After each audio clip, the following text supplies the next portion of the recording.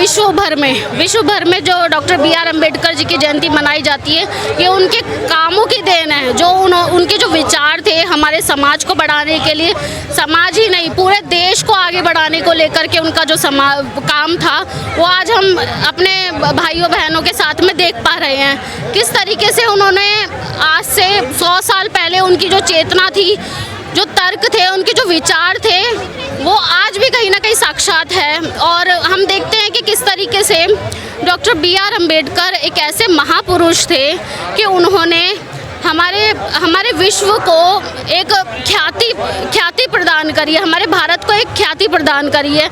आज जो हमारा भारत का जो नाम है वो पूरे विश्व में राष्ट्रीय नंबर पर है। तो हमारी जो डॉक्टर बाबा साहब ने तो सबके लिए काम किया है, हर कम्युनिटी के लिए काम करा, लेकिन कुछ लोग तो नफरत करते हैं उनसे, उन्हें गालियां देते हैं।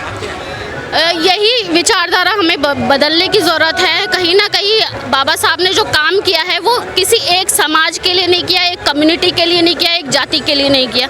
उन्होंने हमेशा सबको आगे बढ़ाया है, खास करके महिलाओं को, हर एक वर्ग की महिलाओं को आगे बढ़ाने का काम किया है। और शिक्षा के स्तर पर हो और नए नए काम के विचारों के माध्यम से हो। की बेड़ियां तोड़ दी बाबा साहब ने, लेकिन महिलाएं आज बाबा साहब को भूल गई, वो अंधविश्वास में पाखंडवाद में भूल नहीं गई हैं। पहली बात तो यह है कि वो जानती ही नहीं है कि हमारा एक महापुरुष हमारी सोसाइटी में ऐसा महापुरुष जन्म लिया कि उन्होंने हमारी महिलाओं के लिए इतना संघर्ष किया, इतना त्याग किया कि वो अपने राइट्स संविधान में लिखे हैं, जो कि वो जानती तक भी नहीं है। और देखो तो व्रत हो, पूजा पाठ हो, कर्मकांड हो, उनके बारे में उनको पूरा 24 घंटे की जानकारी रहती, कब क्या करना है क्या नहीं करना।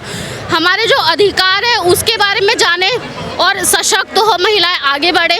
यही हम आज की जो ये हमारा पार्लियामेंट स्ट्रीट पर जो चीज़ें लगी हैं, बाबा साहब की हम जयंती मना रहे हैं पूरे विश्व में, तो हम इससे महिलाओं को आगे बढ़ाने का काम करेंगे और कहीं ना कहीं समाज आगे बढ़ेगा। तो हमारा एक बाबा साहब के प्रति जागरूकता तो बढ़ रही है ना लोगों में? बिल्कुल जागरूकता बढ़ रही है और बढ़नी भी चाहिए। आगे से आगे लोग अब निकल रहे हैं, समझ रहे हैं चीज़ों को।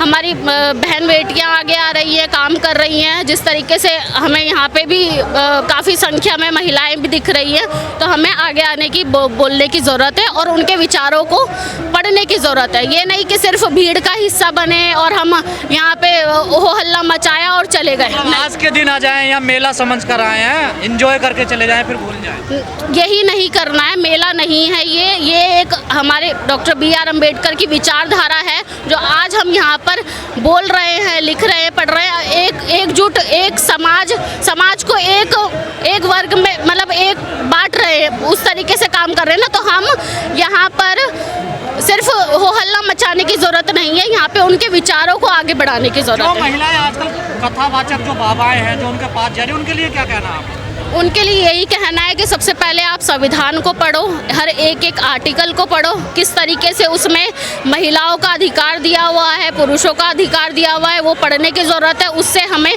तर्क विचार करने की ज़रूरत है और हमें अपनी बहू बेटियों को आगे बढ़ाने की ज़रूरत है। ये कर्मकांड में बिल्कुल विश्वास न रखें, अंधविश्वास में बिल्कुल नहीं पड़ना है।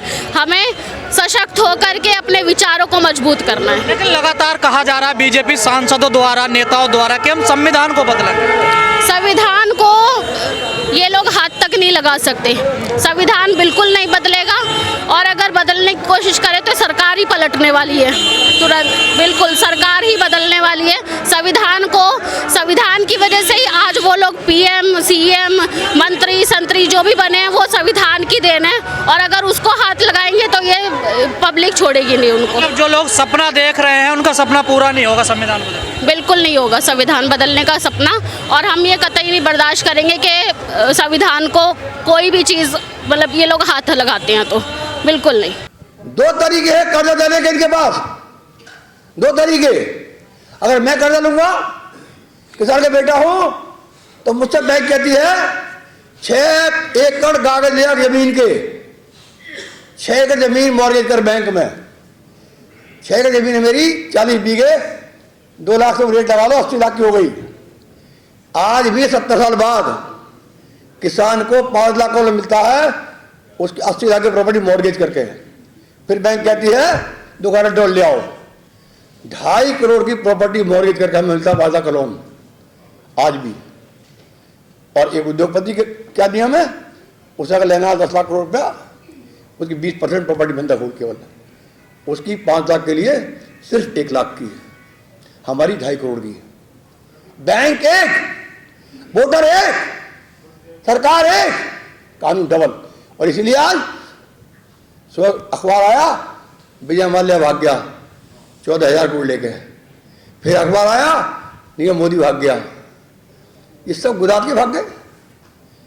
ये एक ऐसा स्टेट है, 32 उद्योगपति है बड़े बड़े, 27 गुजरात के हैं, और 1,90,000 करोड़ पर भाग चुके लेके विदेश। किसी को सजा नहीं हुई, कोई जांच नहीं किसी की भी। तो साथियों, मुद्दा बड़ा है।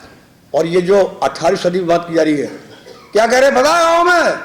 घंटा बजाओ, घंटा। कलम पे है जीएसटी, कलम पे 18%।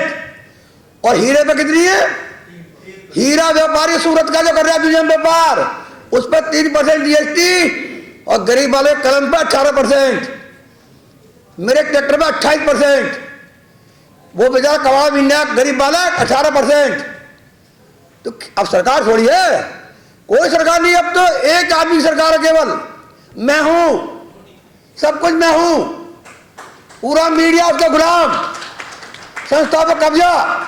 अगर देश बचाना है तो सबको घर से आना पड़ेगा निकलकर, और खुददारी जमीर के साथ, जमीर के साथ जिंदा रहना होगा। बस मैं क्या चाहूंगा, इन्हें और इन्हें काम कर दिया, अब लीडर नहीं कोई।